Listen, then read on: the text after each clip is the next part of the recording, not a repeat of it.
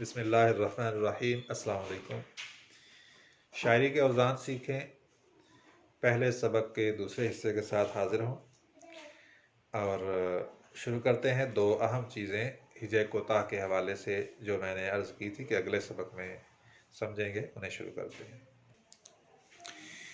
जी, तो ये तरीका है हिजे कोताह और हिजे बुलंद को पहचानने का दूसरा तरीका।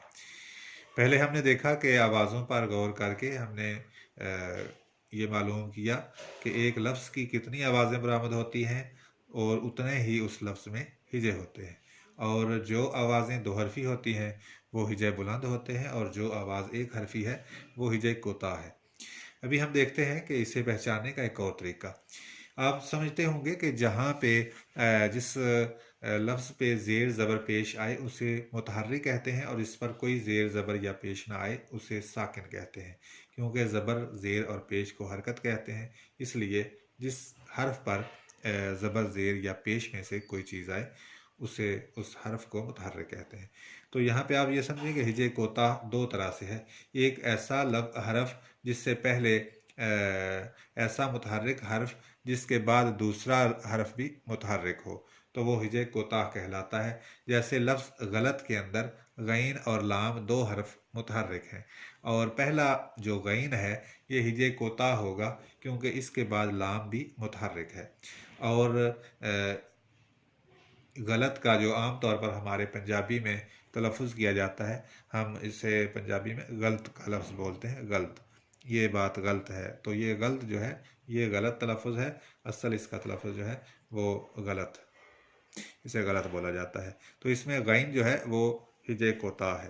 हिजे कोताह की दूसरी किस्म है ऐसा साकिन जिससे पहले साकिन हो। जैसे किताब में बे का हर्फ, बे से पहले भी अलिफ साकिन है, इसलिए बे जो है ये दूसरा साकिन आ रहा है, तो इसलिए इसे हिजे कोताह कहेंगे। और हिजे बुलंद एक मुतहर्रिक के बाद एक हर्फ साकिन हो, और तो वो दोनों हर्फ मिलकर हिजे बुलंद बनाते हैं। जैसे लफ्ज़ गलत में लाम के बाद तोएं जो है ये साकिन है, तो लाम तिल्लत ये हिजे बुलंद होगा। और इसी तरह किताब में ते के बाद अलिफ साकिन है, तो ते और अलिफ, ते अलिफ ता, ये दो हरफी हिजा ये हिजे बुलंद होगा। तो ये दूसरा तरीका है हिजे कोताह और बुलंद को पहचानने का। जहाँ लफ्ज़ आप देखें कि उसमें कितने मुतहर्रिक हैं और कितने साकिन हैं, तो जो एक हरफ मुतहर्रिक के बाद एक हर्फ साकिन आए तो वो हिजे बुलंद है। और अगर किसी साकिन हर्फ से पहला हर्फ साकिन हो तो हम उस हर्फ को हिजे कोताह कहेंगे, क्योंकि पहला हर्फ जो साकिन है वो अपने माक़बल मुतहर्रिक हर्फ से मिलकर हिजे बुलंद बन जाता है, और दूसरा साकिन जो है वो अकेला रह जाता है, और उसे उसकी आवाज़ भी अकेली एक हर्फी आवाज़ होती है, तो उसे हम हिजे कोताह कहेंगे। अब सबसे अहम चीज़ जो है वो ये है कि शायरी में का ताल्लुक जो है वो सुनने सुनाने से है और आवाज़ों से है। तो इसलिए सबसे अहम और बात याद रखने की बात जो है वो ये है कि हम हिजे मुख्तसर दौरानिये की आवाज़ को हिजे कोताह कहते हैं, और तवील दौरानिये की आवाज़ को हिजे बुलंद कहते हैं। ये चीज़ आप हमेशा ज़हन में रखें, और जहाँ भी शायरी के जितने कवानीन, उयूब और महासिन में आप जितने भी कवानीन पढ़ेंगे, वहाँ पे कानून के लागू करने या ना लागू करने का दारोमदार जो है वो अल्फाज से बरामद होने वाली आवाज़ों पर होगा। अगर एक कानून के लागू करने के बावजूद लफ्ज़ की आवाज़ नहीं बिगड़ती तो हम उस कानून को लागू कर देंगे, और अगर उसकी लफ्ज़ की आवाज़ बिगड़ रही है, पढ़ने में ज़ुबान पर दुश्वारी है, या सुनने वाले को इबहाम हो जाता है कि लफ्ज़ वो क्या सुन रहा है, तो वो कानून जायज़ होने के बावजूद उस जवाज़ का हम इस्तेमाल वहाँ पर नहीं करेंगे। ये बात अगले असबाक में मज़ीद वजाहत के साथ आ जाएगी। आप फ़िलहाल ये बात समझे कि मुख्तसर दौरानिये की आवाज़ को हिजे कोताह और तवील दौरानिये की आवाज़ को हिजे बुलंद कहते हैं। मुख्तसर दौरानिये की आवाज़ें जितनी हैं, एक हरफी आवाज़ें हैं, वो मुख्तसर दौरानिये की आवाज़ें ही शुमार होंगी, और जितनी दो हरफी आवाज़ें हैं वो तवील दौरानिये की आवाज़ें शुमार होंगी। बाज़ औक़ात इसके बरक्स होगा। वो किस तरह? वो इस तरह कि जैसे ये देखें यारे गार, अगर इसका हम देखें कि अलग-अलग लफ्ज़ यार और गार, इनका वज़न जो है वो पहला हिजा जो है वो हिजा बुलंद और दूसरा हिजा कोता है जो रे है। ये और अलिफ से मिलकर बनना, ये अलिफ या, ये हिजा बुलंद है और रे जो है ये हिजा कोता है। लेकिन जब हम इसकी इजाफत करेंगे तो यारे गार बनेगा, रे के नीचे ज़ेर लगाएंगे। तो हम यहाँ पे रे को अगर इसकी आवाज़ को तवील करें, तवील दौरानिये की आवाज़ बना लें, तो हम इस एक हरफी हिजे को हिजे बुलंद बांध सकते हैं। हिजे बुलंद के बराबर के मुकाबल हम ला सकते हैं। इसी तरह ये की, का, के, था, थी, थे, गा, गी, गे, हैं, है वगैरह, ये दो हरफी हिजे हैं, काफ और ये से मिलकर बने हैं। लेकिन हम अगर इसकी आवाज़ को मुख्तसर दौरानिये की आवाज़ बनाकर पढ़ें तो हम इन्हें एक हरफी हिजा के मुकाबल भी ला सकते हैं, यानी एक ही हरफी हिजा इसे शुमार करेंगे। इस तरह से ये एक दूसरे के बरक्स भी हो सकते हैं, यानी दो हरफी हिजे को हिजे कोताह भी बांधा जा सकता है, लेकिन ऐसी सूरत में जहां उसकी आवाज़ मुख्तसर की जा सकती हो, और उन दो में से दो हरफों में से दूसरा हरफ जो है वो हरूफ इल्लत में से कोई हरफ हो। हरूफ इल्लत अलिफ, वाओ और या, ये तीन हरूफ इल्लत हैं। दूसरा हरफ अगर हरूफ इल्लत में से कोई हरफ हो तो हम उसे गिरा कर और मुख्तसर दुरानिये की आवाज़ बनाकर उसे हिजे कोताह भी बांध सकते हैं। लेकिन जो चीज़ मैंने अर्ज़ की कि दारोमदार आवाज़ों पर है, ये ध्यान रहे कि लफ्ज़ की आवाज़ इस कदर ना बिगड़े कि वो लफ्ज़ को समझना मुमकिन ना रहे। जहाँ लफ्ज़ की आवाज़ मुकम्मल रखना, तवील दौरानिये की रखना ज़रूरी होगा, वहाँ हम उसे हिजे कोताह नहीं बनाएंगे।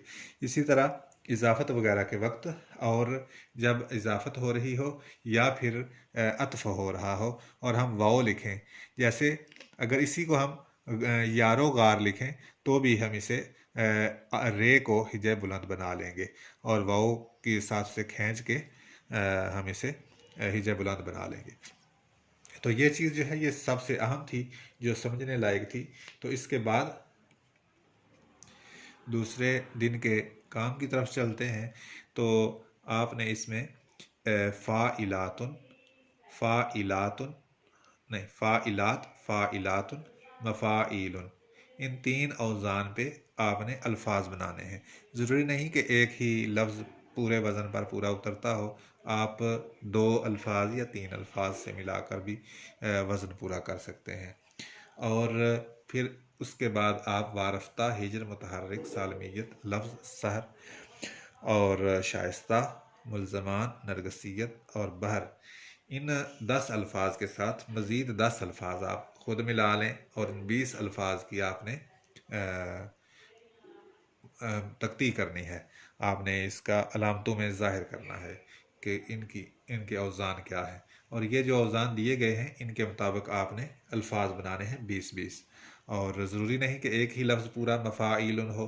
जैसे मैंने अर्ज़ किया कि रुको, ठहरो, तो ये यहाँ पे रुको, ठहरो, तो ये दो लफ्ज़ मिलकर जो है वो एक मफ़ाइलुन को मुकम्मल कर सकते हैं।